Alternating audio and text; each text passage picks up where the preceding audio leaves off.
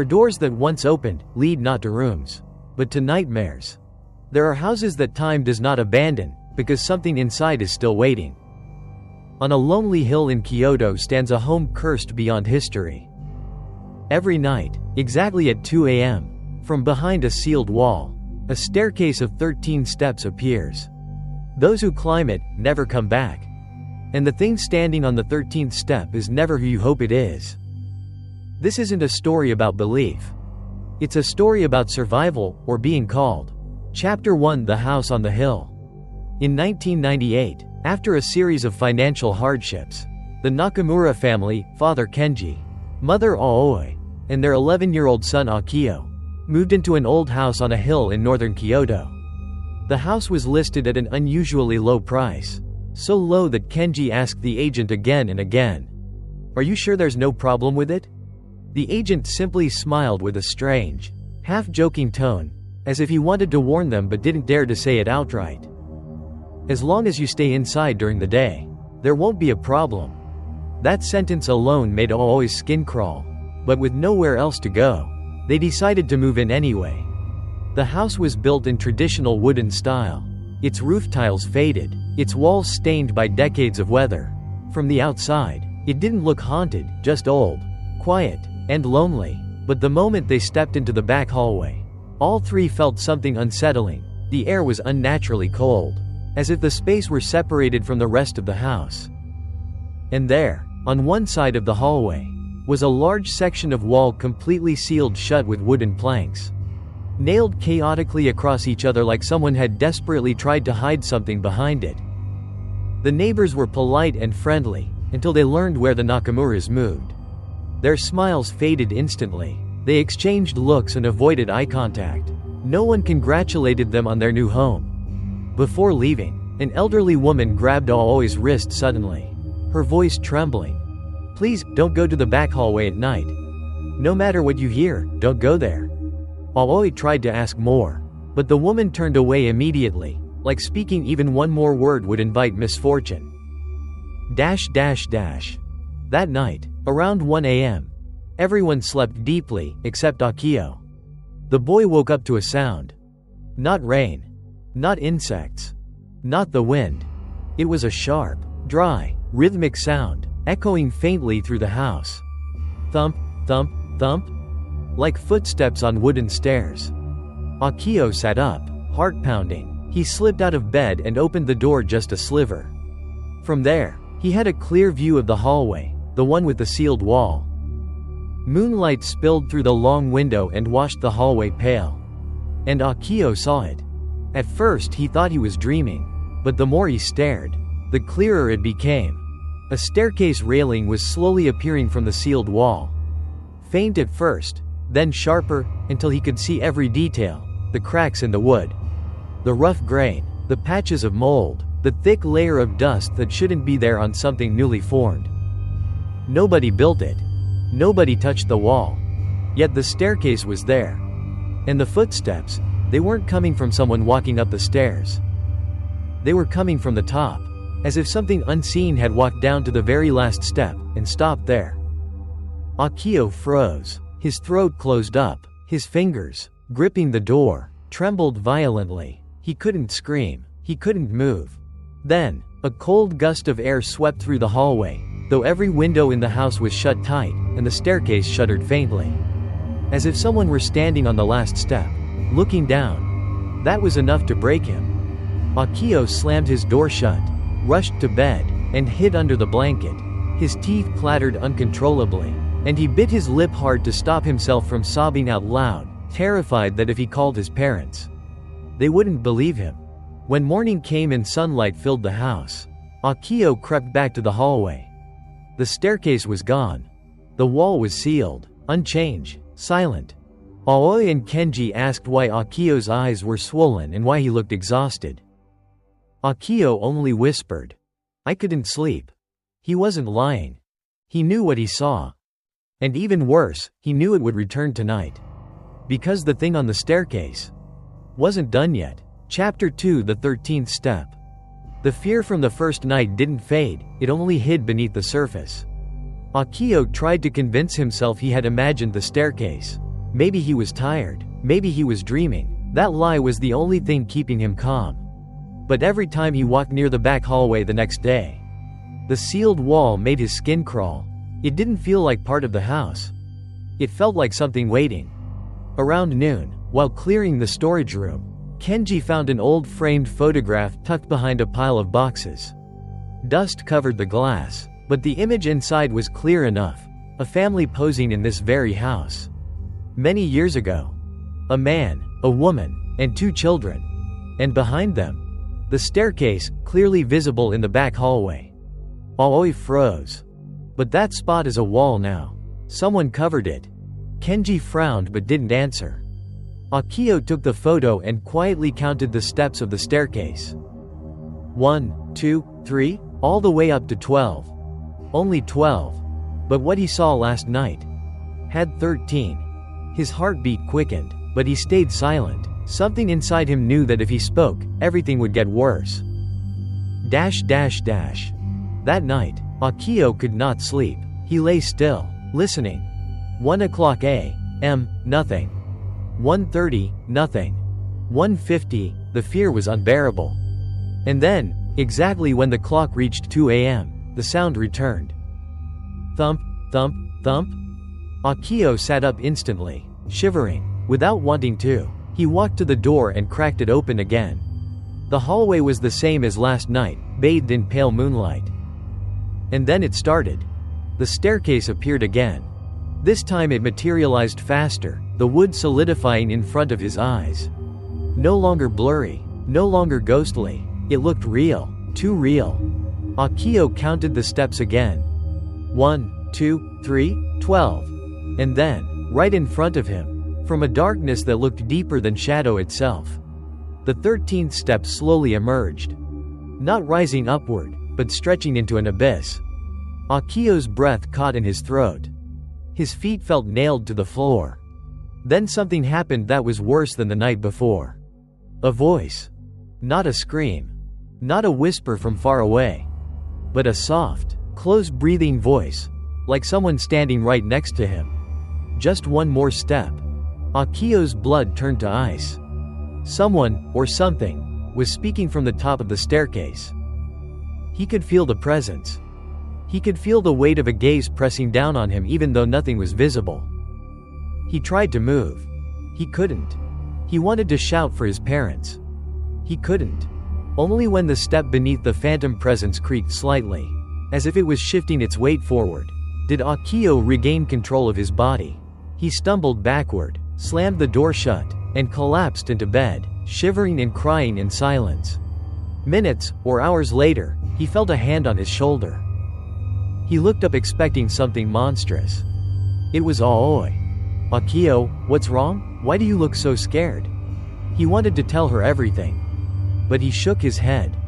Because how do you make adults believe that every night at 2 a.m., a staircase appears from nowhere and someone waits at the top? He knew. Even if he didn't tell them, the staircase would be back. And whatever was up there would keep waiting. Chapter 3, A Voice from Above. Aoi didn't believe Akio's fear came from nightmares. Even though she didn't know the truth, her mother's instinct told her something was wrong. That night, she let Akio sleep in their room. But even sleeping beside his parents, Akio couldn't rest. His body trembled uncontrollably the closer the clock crept toward 2 a.m. He knew the sound would come again. He knew the staircase would appear again. And when the clock struck 2, it did. This time Kenji heard it too. Thump, thump, thump. Footsteps, distant but heavy, echoing through the back hallway. Kenji sat up, annoyed and confused. To him, it sounded like someone breaking in rather than something supernatural. He got up, grabbed a heavy flashlight, and headed toward the hallway. Aoi tried to stop him. Don't go, something's not right. But Kenji brushed her hand away. If it's a burglar, we can't just ignore it. Akio clung to Aoi, shaking violently, whispering over and over. Don't open the door, don't go, don't go.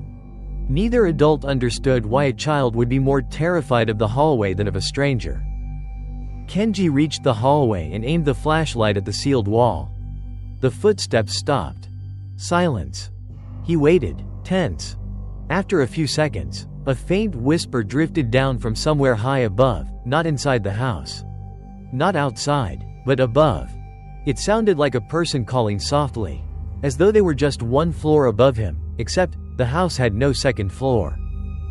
Kenji swung the flashlight upward toward the ceiling instinctively. Nothing.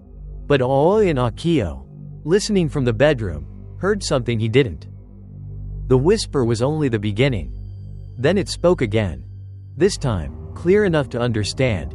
A man's voice. Soft, tired, calling a name. And that name was Aoi. The flashlight fell from Kenji's hand and clattered to the floor. He stood frozen, every muscle locking up. The voice was so real, so close, that for a moment he could swear someone was right above him. Aoi covered her mouth in horror. Akio burst into tears. Kenji tried to speak, but the voice came again, louder. Desperate. Aoi, are you there? I'm waiting. Aoi screamed and rushed forward, pulling Kenji back toward the bedroom. The moment the door slammed shut, the flashlight in the hallway flickered by itself. It flickered once. Twice. Then it pointed upward, toward the darkness above, even though no one was holding it. Something unseen was lifting it. Kenji grabbed the doorknob in panic, trying to push against something heavy pressing from the other side. The door shuddered like someone, or something, was trying to force it open. Aoi and Kenji used all their strength to hold the door shut. Akio curled in the corner, crying and covering his ears. The whispering changed, no longer calling a name but murmuring nonsense. Like chanting. Just one more step, one more step, one more step. Then, suddenly, silence. The pressure on the door vanished. The flashlight dropped to the floor. And from the hallway came one last whisper, soft, intimate, almost loving. I'll be back tomorrow night. Kenji locked the door with trembling hands. Aoi could barely breathe. They didn't sleep the rest of the night. None of them spoke until morning. But each of them knew the same terrible truth. Whatever was calling Aoi knew her name. And more importantly, it wasn't done. Chapter 4: The Locked Corridor. After the night when the voice called Aoi's name, fear turned into something real. Something heavy. It was no longer just Akio trembling in silence. Now all three knew that something in the house was watching them. Kenji decided to take action. We'll block off the hallway. If it can't reach us, it can't call us. The next day, he installed a thick metal chain between the support beams across the hallway. Secured with a massive industrial padlock, he even placed heavy furniture to block the path. It didn't look like a temporary measure. It looked like a barricade someone would make during wartime. Aoi watched him do all of this quietly. She didn't protest, but her face remained pale. Akio stood behind her, clutching her sleeve, afraid to even look toward the hallway. They tried to live normally again. They ate together. They watched television. They avoided mentioning the voice. But the real change was invisible. They no longer walked freely through the house. Rooms farthest from the hallway were used the most. Nobody dared go close to the sealed wall. But the fear didn't vanish, it only waited for night. At 2 a.m., the house trembled slightly, like the heartbeat of the building had awakened. The chain began to move. Clink, clink. It pulled tight on its own. Metal grinding like something on the other side was testing its strength. Aoi covered Akio's ears, trying to drown out the sound. Kenji picked up a hammer and stood between his family and the hallway. He didn't believe the hammer could stop anything, but it was the only thing he could hold on to. The footsteps returned. Slow. Heavy. Descending the invisible staircase. Thump, thump, thump. Each step shook the chain harder. Then the whisper followed, this time not soft. Not pleading. It was angry. Aoi, why are you hiding? Kenji yelled back in panic. Leave us alone. The house responded instantly. The lights flickered violently. The floor vibrated as if something huge had dropped onto it. The padlock rattled like someone was tearing at it from the other side with bare hands. Then, silence. For a few seconds, they thought it was over. But then they heard it, a whisper so close that it felt like it came from just behind the door. I found you. The padlock snapped. The chain burst open like paper. The furniture blocking the hallway toppled backward on its own, not pushed from the front but pulled from behind. The corridor was wide open. But what froze their blood was not the violent break-in, it was the total silence afterward. Nothing moved, nothing appeared, no footsteps followed. Like something simply stood there in the dark, watching them. Aoi felt dizzy, her heart pounding painfully. She clutched her chest and gasped for air. Kenji dropped the hammer. Akio pulled his mother down to the floor, crying silently. And then, from far away, from beyond where the staircase would be, the voice spoke again. This time, it was heartbreakingly gentle. "Aoi, come here, I'm waiting." And Aoi, for just a second, looked toward the hallway with an expression that Kenji had never seen before. Not fear. Not panic. But longing. Kenji grabbed her hand desperately, shaking her back to reality. The voice vanished again, but the damage was done. The hallway wasn't just haunted. It was calling her. And she was beginning to want to answer. Chapter 5: The Neighbor's Confession. The night when the chain snapped and the voice called Aoi so clearly that it sounded like a man standing in the hallway. No one in the Nakamura family slept again. They didn't talk about what happened. Not because they didn't want to, but because speaking about it would make it more real. By morning, everyone was exhausted. Kenji suggested moving out immediately. But something horrifying happened. Aoi refused. "No, we can't leave. I don't know why, but I'm not allowed to." Her voice broke as she said it, as if the words didn't come from her. She cried the moment she realized what had slipped out of her mouth. Kenji held her, helpless and terrified. It was no longer just fear, the house had begun influencing her. Kenji was desperate. If the answer couldn't be found inside the house, then maybe someone outside knew something. He went to the old man next door, the one who had stared at them the first day they arrived. The old man hesitated, tight-lipped, then finally allowed Kenji in.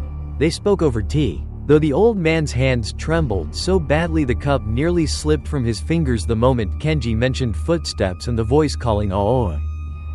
He whispered, defeated. "So it has started again." Kenji demanded answers. The old man shut his eyes. And after a long silence, he spoke. Years ago, a wealthy couple lived in the house. One night, the husband was found hanging from the handrail at the top of the staircase, while the wife sat dead on the 12th step, her mouth twisted into an unnatural, broken smile. Their children were never found. After that, people sealed the staircase, thinking it would end the curse. It didn't. Every family who moved in afterward heard the footsteps, then the whispering. And eventually, someone in the family would be called by name. "One person is chosen," the old man said, voice shaking. "The one who hears the voice clearly. The one the staircase wants. The rest suffer, until that person goes up." Kenji asked the only question that mattered. "How do I stop it?" The old man stared into Kenji's eyes, with guilt so deep it looked like he carried a sin he could never wash away. "There's only one way. Someone must climb the staircase in place of the chosen." Kenji froze. To save Aoi, someone else had to go up. Anyone. A stranger. A relative. Or a child. The old man continued, voice cracking. "If the chosen reaches the 13th step, they won't die, they won't live either, they will just vanish. And after that, the curse chooses the next one." Kenji left abruptly, unable to bear hearing more. He refused to believe it, or rather, he refused to accept what it meant.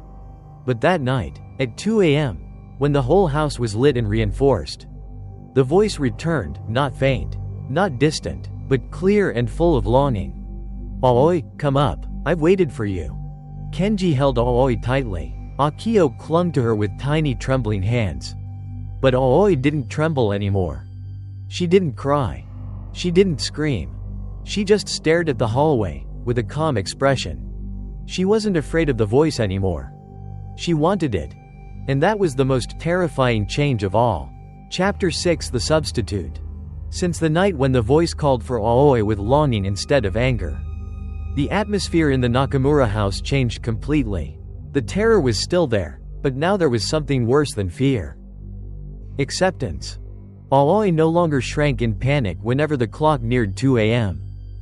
She no longer cried, no longer begged Kenji to stop it, no longer fought against the voice. Instead, she began to listen. And every night, the voice returned, soft, warm, gentle, addicting. Aoi, come up, you promised me. Aoi, don't make me wait any longer. The more the voice called, the farther Aoi slipped away from her family, not in distance, but in spirit. Kenji could see the change, and it destroyed him. He tried everything, charms from temples, candles, bells, even prayers, but every attempt fell apart. When the clock struck 2 a.m., nothing mattered. The staircase and the voice came back no matter what. Akio watched his parents collapse under the weight of something no one else would ever believe. Desperate beyond reason, Kenji went back to the old neighbor's house, shaking from fear and rage. You said someone must replace the chosen. Tell me how. Tell me exactly how. The old man stared at him with hollow eyes, as if he had lived this scene more than once. It doesn't matter who. The curse only needs a living soul. If someone climbs the staircase before the chosen does, the call transfers. The chosen survives. Kenji clenched his fists so hard his nails dug into his palms. So if somebody else goes up, Aoi will be saved. The old man nodded, slowly, painfully. Kenji left without a word. But once he stepped outside, the old man whispered behind him, not loud enough to stop him, but loud enough to haunt him. Every man who tried to save his wife made the same choice. And every one of them regretted it. That night, Kenji sat on the floor holding Aoi, refusing to let her move. Akio sat beside them, hugging his mother tightly. Then, exactly at 2 a.m., the final battle began. The chain trembled. The lights flickered. The sealed wall cracked. The staircase appeared instantly, not slowly, not mysteriously, but violently, as if tearing through reality just to reach Aoi. The voice roared with joy. Aoi, come to me. Aoi stood up like a puppet pulled by invisible strings. Kenji and Akio grabbed her, pulling with all their strength, but she moved with terrifying force. Her fingernails dug into Kenji's skin, drawing blood. She didn't scream. She didn't show anger. Her face showed peace. Let me go, he's waiting. She placed her foot on the first step. And in that moment, Kenji remembered the old man's words. Greater than if someone climbs the staircase first. The curse will choose them instead. For a single, unbearable second, Kenji looked at Akio, their son, small, shaking, screaming in terror while holding onto his mother. A monstrous thought that no father should ever have burned into his mind. Greater than if Akio goes up, Aoi will live. Kenji felt something inside him break. His hand twitched toward his son. For a heartbeat, he came one step away from sacrificing his own child. Then, something deeper than fear surged through him. Love. The love of a father. He used every bit of strength left in his body and pulled Aoi off the stairs. She collapsed, gasping, but in the violent struggle, Kenji lost his balance. His body fell backward, and he landed on the 13th step. A blinding blue flash exploded across the staircase, so bright that Akio and Aoi were thrown to the floor. They lifted their heads and saw, for less than a second, Kenji reaching out to them. His face twisted in shock and terror. Then he vanished. No body. No scream. No blood. Just silence. The staircase disappeared. The hallway was empty again. But one sound remained, echoing in the dark, echoing inside their minds. Akio, don't let your mother climb. Akio collapsed, trembling uncontrollably, while Aoi wailed as if her soul were tearing apart. Their lives together, their family, was gone in an instant. And from the darkness beyond where the staircase stood, footsteps slowly faded away, as if something had just devoured exactly what it wanted. Chapter 7: The Disappearance. Ever since Kenji vanished on the 13th step, the house fell into a terrible silence. Not the type that comforts, the type that waits. There were no more footsteps. No more rattling chains. No more whispering voices. It was as if the house had eaten its fill and now lay still, digesting. Aoi held Akio on the floor for hours, screaming, begging for her husband, her voice tearing apart until it became nothing but gasps. But there was no reply. Not from the walls, not from the staircase, not even from the air. Kenji was gone, in a way that didn't belong to life or death. When the sun rose, Aoi called the police. Officers searched the entire house, then the forest surrounding it. They found nothing. No blood. No signs of struggle. No footprints. No trace. A man had disappeared into thin air in front of his wife and son, and there was no proof it ever happened. The only thing the police could do was choose the explanation that required the least paperwork. Kenji left the house on his own during the night. Aoi tried to explain. She said the staircase appeared. She said Kenji was taken. She cried, shaking, begging them to believe.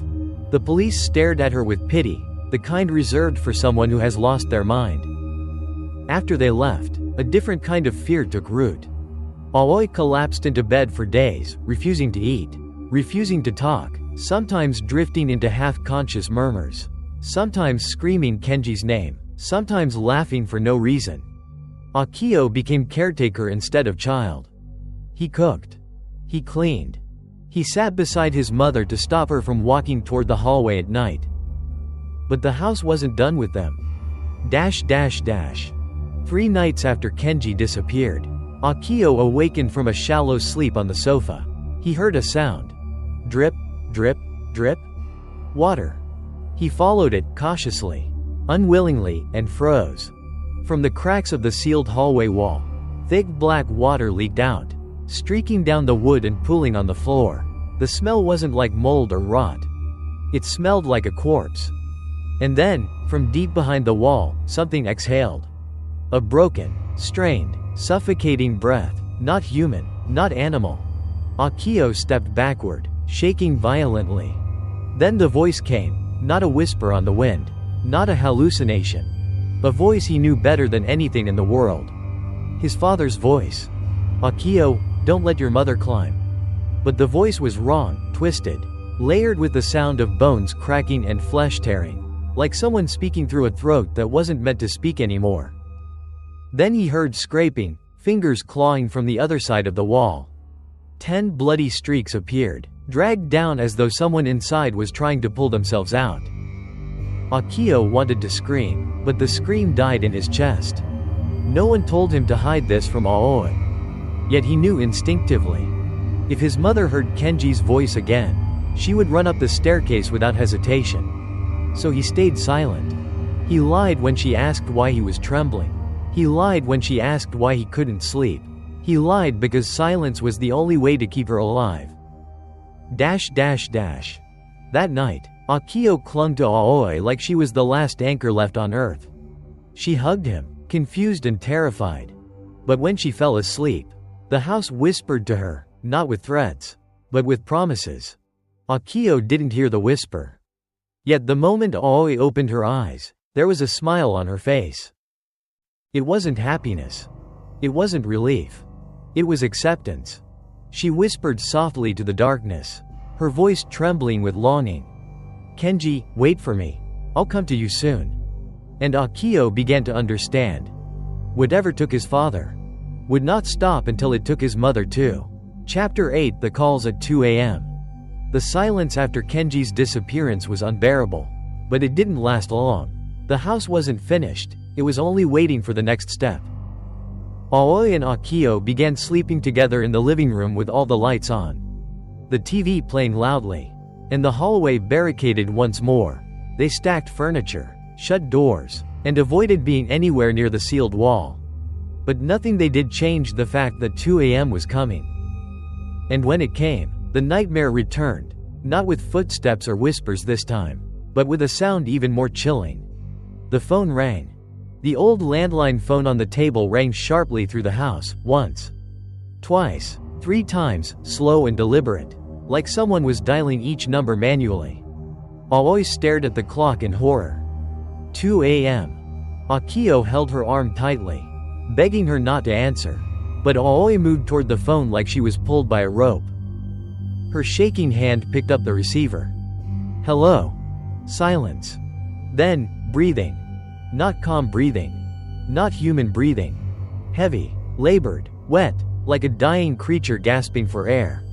Aoi tried to hang up. But then a voice spoke, broken, strained, but familiar. Aoi, it's me. Her knees buckled. She pressed the phone closer to her ear. Kenji, is that you? Bones cracked inside the voice, and flesh tore beneath the sound of breathing, yet she could hear him clearly. I can't get out, it won't let me. Aoi, don't come up the stairs, don't climb, don't let it take you. Aoi sobbed uncontrollably. Where are you? Tell me where you are.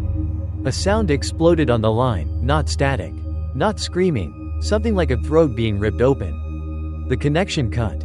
The phone dropped from Aoi's hand. Before she could pick it up, the caller ID lit up, displaying the number that had just called. Aoi's heart stopped. The call came from inside the house. From the same landline phone she had just answered. The phone began dialing again by itself, its buttons clicking rapidly with no one touching them. Akio ripped the cord out of the wall. The phone continued ringing, even without power. Aoi and Akio collapsed into each other, shaking. When the ringing finally stopped, the house fell quiet again. But that silence didn't last. From the hallway came the sound of something metal. Clink, clink, clink. The sound of chains being unlocked. Aoi and Akio backed away as far as they could. The hallway light flickered, the sealed wall rippled like water. But instead of footsteps, another voice came. A woman's voice. Soft, affectionate, and deeply wrong. Aoi, he's waiting for you up here. Aoi nearly fainted. Akio screamed and dragged her back from the hallway. The door slammed shut on its own, trapping them in the living room. The house went silent. But in that silence, Akio realized something terrifying. The voice didn't stop because it failed to lure Aoi. It stopped because it had already chosen her. The staircase no longer needed to call gently. It just needed to wait. Chapter 9, The Last Letter. After the night when the phone rang with Kenji's voice, Aoi finally broke. She no longer tried to fight the house. She no longer questioned what was happening. She no longer prayed. It was as if the fear had burned so intensely that it hollowed her out from the inside. What remained was a woman who longed to answer the voice. Akio knew his mother was slipping away. She barely ate, barely spoke, and when she did, she only murmured to someone no one else could see. Just wait a little longer. I'll come soon. Even when she looked at Akio, her eyes didn't focus on him, they stared through him, toward the hallway. Akio needed to stop her. So that evening, while Aoi slept from exhaustion, he crept through the house searching for anything that might explain the curse or might stop it. In a small storage room, hidden behind dusty boxes, he found a wooden chest sealed with a rusted lock. Akio broke it open. Inside was a rotting diary. The cover read, "Greater than Diary of Tsukiko, former owner of the house." Akio opened it with trembling hands. The first pages were normal, full of happy memories, moving into the house. Family dinners, the laughter of 2 children, the loving smile of a husband. Then the tone began to shift. Greater than, we hear footsteps every night. At first we thought it was burglars, but the staircase doesn't exist during the day. Greater than, my husband sleepwalks. He keeps walking toward the sealed wall. Every night he gets closer. Akio's hands shook harder. Greater than, I see someone on the 13th step. It looks like my husband. But it is not him. Greater than, the voice is tender. It says it is waiting for me. I am beginning to believe it. The handwriting became messier, desperate, like written while crying. Greater than, I know now. Someone must go up the staircase in place of the chosen. If someone else reaches the 13th step, the chosen will live. The final pages were scratched with fingernails instead of pen. Greater than, the call never stops. We are all being pulled. One by one. A sheet of paper fell from the back of the diary, a letter. Tsukiko's final message. Greater than, if you find this letter, run away before the staircase calls someone by name. If you hear the voice of a loved one on the staircase, do not answer. Whatever stands on the 13th step is not the person you love. no matter how real the voice sounds. Akio dropped the letter, tears streaming down his face. He wanted to scream, to break down, to tell his mother everything, but he couldn't. Because as soon as Aoi heard her husband's voice again, she would go to the staircase and never return. And the house knew it. The clock struck 2 a.m. The phone began to ring again. Akio grabbed the phone before Aoi could move. He held the receiver with both hands, shaking. A voice, deeper than ever, spoke. "If you won't come, I'll take her myself." Akio slammed the phone down. The hallway groaned. Something moved behind the sealed wall. Aoi opened her eyes and smiled. Not with fear. With joy. She whispered to the darkness, "Kenji, I'm coming."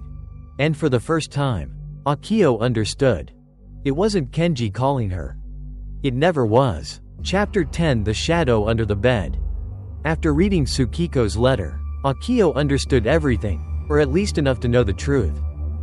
The thing calling his mother was not his father. Whatever stood on the 13th step only borrowed his father's voice to lure her. From that moment, Akio's fear changed. He didn't just fear losing himself, he feared losing Aoi. The only thing protecting her was the fact that Akio stayed beside her every second. That night, the two slept on a mattress in the living room again. Akio forced himself to stay awake. He clung to his mother's hand, determined not to fall asleep, knowing that 2 a.m. would come. But exhaustion won. At 1:40 a.m., Akio drifted off. He woke because he felt something watching him. Not a feeling, a certainty. His eyes opened slowly, terrified of what he might see. The living room looked the same. Lights on. TV playing. His mother asleep beside him. But from the corner of his eye, something was wrong. Under the bed, there was a shadow. And not just a shape, a person. A full human figure was lying under the bed, facing upward, staring directly at Akio. It was Kenji. Or at least, it looked like him. His head was twisted unnaturally to the side, as if his neck had been broken. His eyes were wide, full of desperate pain, but his face, despite the distortion, still carried the gentle love of a father. He didn't move. He didn't blink. He only watched Akio. Then, he smiled. A tortured, splitting smile, as though the flesh on his face was tearing open just to create it. Akio's throat tightened. He couldn't breathe. He couldn't scream. Then the voice entered directly into his skull, not through his ears. "Akio, help me, come up in your mother's place." The shadow didn't move, but Akio felt fingers, freezing cold, brush his ankle from beneath the bed. He almost whispered back. He almost said, "Dad." But before the word could leave his mouth, the smile under the bed tore wider, impossibly wide, and a voice shrieked inside his head. "Yes, come up the stairs instead of her." Akio screamed and scrambled backward, knocking over pillows and blankets. Aoi jolted awake, grabbing him in shock. "What happened? What did you see?" Akio couldn't speak. Tears flooded his face. He only clung to her and shook violently. Aoi checked under the bed. Nothing was there. Nothing, not even footprints on the floor. But Akio couldn't stop crying, because he understood something horrifying. The voice wasn't trying to scare him. It was trying to convince him. If Akio climbed the staircase first, the curse would take him and leave Aoi alive. A cruel bargain. A child's love used as bait. Hours later, Akio finally calmed down enough to sleep again. Aoi stroked his hair gently, whispering that everything would be alright. But Akio was no longer sure of anything. Right before he closed his eyes, he looked toward the far corner of the room. And he saw it. Not a face. Not a shadow. Just a bloody handprint dragging down the wall, leaving a trail of red. And inside his mind, soft, distant, broken, came the voice again. "If you don't save me, your mother will have to go up." Akio shut his eyes and sobbed silently. The curse didn't only want Aoi. It wanted Akio too. And now it waited for one of them to take the next step. Chapter 11: The Staircase Calls the Child. Ever since Akio saw the thing under the bed, the thing that wore his father's face, He understood that the curse no longer wanted only Aoi. It wanted him too. Something shifted in the house. The air grew heavier. The silence became sharper. Even daylight felt gray. Aoi wandered the house like a ghost, lost in memories only she could see. Sometimes she would smile at the empty hallway, reaching a hand out gently as if someone were there, waiting to hold her. Akio watched her constantly, afraid she would walk to the hallway the moment he blinked. But the curse changed strategy. It no longer whispered to Aoi alone. It began whispering to him. The first time Akio heard it directly, he was passing the hallway to get a toy. A breath, barely audible, brushed the back of his neck. Akio? He froze. He didn't turn around. Slowly, very slowly, he moved away from the hallway, heart pounding painfully. He didn't tell Aoi. He knew that the moment she believed the voice was calling for him instead of her, she would run up the stairs to protect him, and she would never return. So Akio stayed silent. But 2 a.m. didn't care about silence. That night, when the lights flickered and the clock struck, the voice didn't call Aoi. It called Akio. Akio, come up. Akio, take the last step for your mother. Akio, don't make her suffer anymore. Every word stabbed him with guilt. His mother slept beside him, face pale, breathing weak and shallow, the picture of a woman who had lost everything. In her sleep, she murmured, "Kenji, wait for me?" If Aoi climbed the staircase, she would be gone forever. If Akio climbed the staircase first, she would live. That was what the curse wanted him to believe. Akio shook uncontrollably. He looked at Aoi's hand holding his. In that moment, he felt like he didn't deserve to be her son if he didn't protect her. He took a step. Just one. But Aoi awoke instantly, as if she sensed the shift without sound. She grabbed him and pulled him into her arms. "No, you can't go up. I won't lose you too. I won't." Akio buried his face in her chest and sobbed until his voice broke. But the voice on the staircase didn't stop. It thundered, not with hatred, but with furious entitlement. "If you don't climb, she will." The living room lights exploded one after another. The windows rattled violently. The floorboards shook like something massive was stomping through the house. And then, something walked down the invisible staircase. Step. Step. Step. Not footsteps of a living body, but the heavy thud of something hanging by the neck. Each step moving forward only because the rope dragged it. Aoi and Akio stared in horror at the end of the hallway. A figure stood there. A man. Neck broken. Feet dangling above the ground. One movement at a time, the rope pulled him forward, simulating steps. Aoi screamed and shoved Akio behind her, shielding him with her trembling body. The figure stopped at the edge of the living room. Its head tilted slowly, and the broken mouth opened. 3 voices, a man, a deep whisper, and a child, spoke together. "One of you must go up." The force of it made the air vibrate. Then the apparition vanished. The house fell silent again. Aoi knelt on the floor, holding Akio with all her strength, her voice barely a whisper. "I will never let them take you."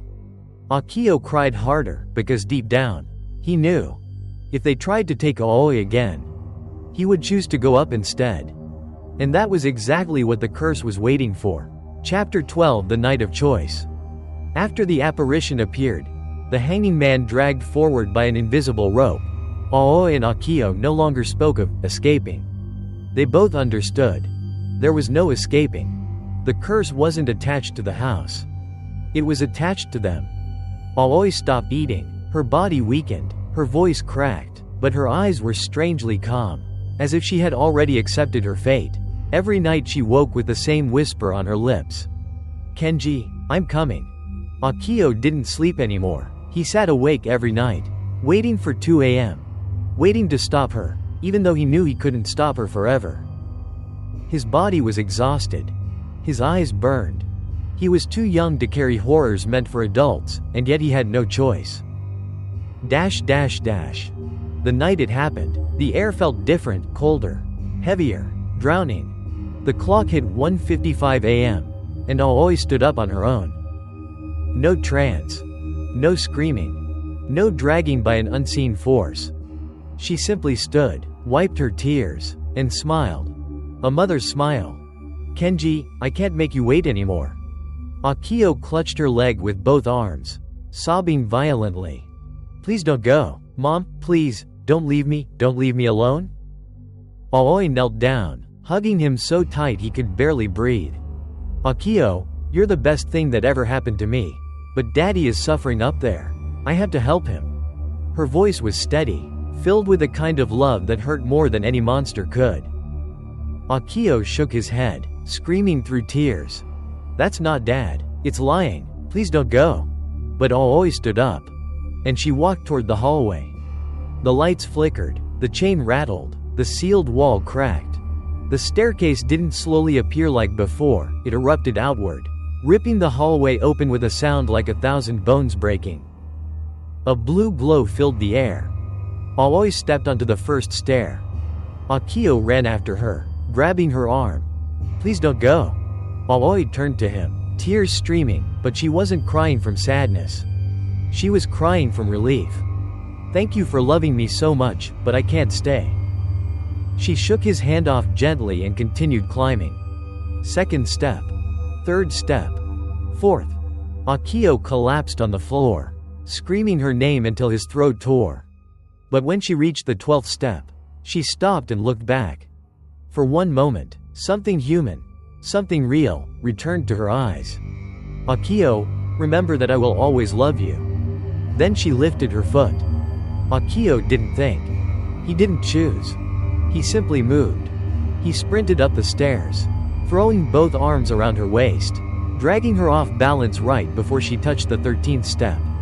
Aoi fell backward into him, and they both tumbled down the stairs. They hit the living room floor hard. The staircase vanished instantly, ripped away mid-existence, dissolving into darkness like smoke devoured by a void. Aoi screamed in agony, not from the fall, but from losing the staircase. From losing him. Her voice wasn't human, it was the cry of a soul being torn apart. "Kenji, let me go to him. Give him back to me." She fought against Akio's arms like a rabid animal, ripping her own nails on the floor, bleeding as she tried to crawl back toward the hallway. Akio held her with everything he had, sobbing, shaking, apologizing over and over. "I'm sorry, Mom, I'm sorry, please don't leave me, please don't leave me." They clung to each other, two broken pieces of a destroyed family. And for the first time since the nightmare began, the house stayed silent. Not satisfied. Not angry. Waiting. Because the game wasn't over. Chapter 13: The Quiet Before the End. After the night Aoi tried to climb the 13th step and Akio dragged her back. The house changed again, but not for the better. There were no footsteps. No ringing phone. No whispers calling their names. And that silence was more terrifying than the sounds. It wasn't peace. It was patience. Like a predator waiting for its prey to wear itself out. Aoi didn't fight anymore. She didn't scream. She didn't beg to go upstairs. She just sat in the corner of the living room, staring at the sealed hallway, rocking back and forth like a child abandoned in a storm. Sometimes she whispered to herself, "Just one more step, just one more step." Other times she sang fragments of lullabies she used to sing to Akio when he was little, but the tune was wrong. Twisted by longing and grief. Akio stayed beside her every second, terrified that if he looked away even once, the stairs would appear and she would run to them. The hardest part wasn't the fear. It was hopelessness. No matter how tightly Akio held onto her, no matter how many times he begged her to stay, no matter how much he loved her, he couldn't replace the hole inside her. She had already lost Kenji. And in her heart, she had already chosen to follow him. 2 days passed in suffocating stillness. By the third day, Aoi began to act differently. She started cleaning the house, cooking Akio's favorite dishes, brushing his hair, asking about school, as if trying to create a normal life again. To anyone else, it would look like recovery. But Akio wasn't anyone else. He knew her too well. She was saying goodbye. That evening, she sat with him on the couch and pulled him gently into her arms. It was the way she held him when he was a toddler, warm, protective, full of love. "Akio," she whispered, her voice calm, heartbreakingly calm, "you've been so strong, stronger than any child should ever need to be." Akio felt something inside his chest snap. "Please don't talk like that, please don't." Aoi stroked his hair. "I'm so sorry you had to protect me. It should have been the other way around." Tears streamed down Akio's cheeks. "You're all I have left?" Aoi closed her eyes. "And your father is all I have left." That sentence destroyed him. Aoi looked at him, wiping his tears with shaking hands. "You must promise me something. Akio, if something happens to me, live, don't follow me, don't answer the staircase, don't listen to the voice." Akio shook his head violently. "No, I won't lose you too. I won't, I'll go up instead if I have to." Aoi's face twisted in agony. "No, if you go up there, you won't find your father, or me. You'll only find it." She kissed his forehead through her tears. "Nothing waits on the 13th step except the thing that devours love." Her voice trembled. "But love is exactly what makes us climb." That night, Aoi lay awake holding Akio until he fell asleep, exhausted, crying against her chest. And she watched him for a long time. Long enough for something terrible to form in her mind. Greater than if Akio stayed alive, the curse would still try to take him. If she went alone, if she gave herself willingly, maybe it would end with her. Maybe she could save him. Aoi pressed her forehead to Akio's and cried silently, tears of a mother ready to kill herself if it meant her child would live. The clock struck 1:59 a.m. She stood up without waking him. The house stayed silent. Because it didn't need to call anymore. She walked toward the hallway. The lights didn't flicker. The walls didn't shake. The staircase formed quietly, like it had been waiting just for her. Aoi placed her foot on the first step. And the moment she did, Akio woke up. He didn't hear anything. He just felt it. He turned toward the hallway. Aoi was already climbing. And no one, not even love, could stop what was coming next. Chapter 14 Return. 18 years passed. The Nakamura house still stood atop the hill, silent, untouched, and avoided by everyone. Time peeled the paint, cracked the wood, rusted the gate, but nothing ever collapsed. It was as if the house refused to die. Akio, no longer a child, returned to the place that destroyed his family. He didn't want to. He didn't choose to. But the day he turned 29, he received a letter from the city office. He had inherited the house. The moment he signed the document, everything he had tried to bury for nearly 2 decades clawed its way back to the surface. The memories, the screams, his father vanishing, his mother trying to climb the 13th step. And the voice. 1,000 nightmares flooded his sleep the following nights, not of monsters, but of his family calling him, lovingly, "Akio, come home. We miss you. We're waiting." The worst part was that the voices sounded real. So real it hurt. Akio told himself he came back to face his past, to get closure. But deep down, he knew the truth. He came back because he couldn't ignore the call anymore. When he pushed the gate open, it groaned like something waking from a long sleep. The house looked exactly as it had 18 years ago. Every piece of furniture sat in the same place. The same cracks in the walls. The same hallway. The sealed wall was still there. Akio stood in the living room quietly for a long time. He didn't cry, he didn't scream, but his hands shook violently. He waited. He waited because he knew what time mattered. When the clock struck 2 a.m., the sealed wall didn't crack slowly like before. It opened instantly. The staircase didn't materialize, it appeared, solid and undeniable, as if it had never vanished.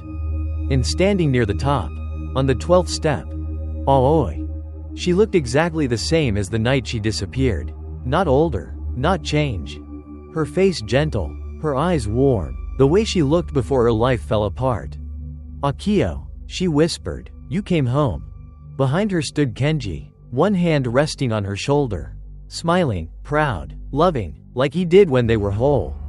Akio's body crumbled inside. They weren't screaming. They weren't rotting. They weren't twisted. They looked like a family. His family. His voice broke into a whisper. Mom, Dad? Aoi reached out a hand. Come here, Akio. Just one more step and we'll be together forever. There was no rage. No threat. No command. Just love. The kind of love he had yearned for every day of his life. A single tear fell from his eye. I missed you so much. Aoi smiled softly. We've been waiting so long. The first stair rose slightly beneath his foot, inviting him. Akio stepped onto it. The air hummed, not with malice, but with anticipation. He climbed. One step. Another. Another. On the 10th step, he closed his eyes. On the 11th, he stopped breathing. On the 12th, he looked at them, smiling through tears. Take me home. Aoi and Kenji opened their arms, full of warmth. Akio lifted his foot. Just one more step. And then, the voice of his father suddenly changed. Not loving. Not gentle. But raw, desperate, terrified. Don't take another step. The smile on Aoi's face twitched, like a mask beginning to tear. Akio froze mid-movement. For the first time, something felt wrong. The expressions of the two figures flickered, not fading, not melting, but blending with something monstrous behind them. Dozens of hands. A huge gaping mouth. Not eyes, but holes of hunger. The illusion cracked. What stood before him was not his family. But Akio was already on the 12th step. Already too high to climb down. He whispered, voice breaking. I want to go home. And something, not Aoi and not Kenji, reached toward him. Whispering with 1,000 layered voices. You're home. It was too late. Chapter 15. The end. Or the beginning? The moment Akio's foot touched the 13th step, everything exploded. There was no thunder. No scream. No shaking of the house. Just a blinding flash of blue light, swallowing everything, cold, silent, merciless. Then, darkness. The staircase disappeared as if it had never existed. No sound lingered. No angry voice. No calling whisper. The house fell into absolute stillness. And Akio was gone. The next morning, neighbors called the police after seeing lights flashing in the house at 2 a.m. The officers broke in. No signs of struggle. No overturned furniture. No blood. Just an empty, silent house, untouched by time, untouched by life. But in the hallway, they found a single smear of blood on the wooden floor, dragged toward the sealed wall. And on the wall itself, someone had clawed a message, not written, but carved with bare fingernails. Greater than do not let anyone climb the 13th step. Right under the message, they found a fresh Polaroid photograph lying face down. When they turned it over, every officer froze in place. The picture showed the staircase. All 13 steps. And standing on the highest one were 3 people, a man, a woman, and a young man. Kenji, Aoi, Akio. All smiling. But not with human joy. Their smiles stretched too wide. Their eyes stared too deeply.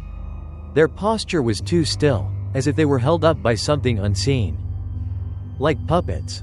One officer dropped the photo. It landed face up on the floor. Before anyone could react, the phone in the living room rang. The old landline, dusty, disconnected, rang loudly and clearly. No one wanted to answer. But the phone kept ringing, each chime ringing deeper into their bones. One officer, pale and shaking, finally picked it up. The line was quiet. Then a whisper came. Soft, gentle, loving. Come home. The officer slammed the phone down, but it rang again instantly, louder, angrier. The caller ID lit up. The number on the display was the same number as the landline that was ringing. The officers fled the house. That night at 2 a.m., people living near the hill reported seeing a strange blue glow coming from the house again. Some prayed. Some cried. Some ignored it. But all of them heard it. Footsteps. Slow, heavy. Climbing the invisible staircase. And then, a voice. A voice that didn't belong to a man, a woman, or a child. A voice that sounded like all three at once.